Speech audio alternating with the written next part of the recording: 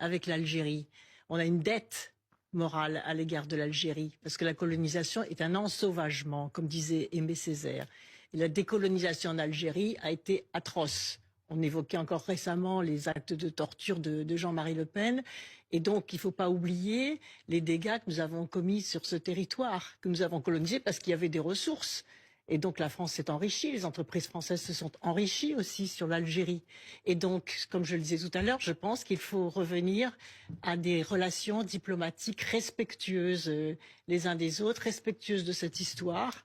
Il y a aussi des ouvriers qui sont venus, qui ont fait tourner les usines, qui ont fait tourner nos usines, qui ont fait tourner l'automobile. Il faut qu'il y ait réciprocité dans le respect quand même. Parce que là, le respect, il est manquant dans certains côtés. Est-ce que c'est à partir d'un seul cas, effectivement, d'un seul échec, que l'on doit stigmatiser la totalité d'un pays? Je ne le crois pas. Non, mais le travail mémoriel a été fait largement du côté de la France. Il est encore à faire du côté de l'Algérie. Il y a eu des massacres absolument incroyables commis et inacceptables par le FLN pendant la guerre. Le massacre des Harkis, évidemment, à la sortie. Parce qu'on occupait ce pays. Or, l'histoire officielle actuelle de l'Algérie, c'est de nier cette part d'ombre. Non, c'est pas vrai. Ah si, ils n'ont pas fait le travail. Ils sont les héritiers du FLN et ils sont dans une doxa. C'est ce type de discours qui va empêcher d'inventer, de construire des relations nouvelles, des relations respectueuses, des relations intelligentes, des coopérations intellectuelles. C'est pour ça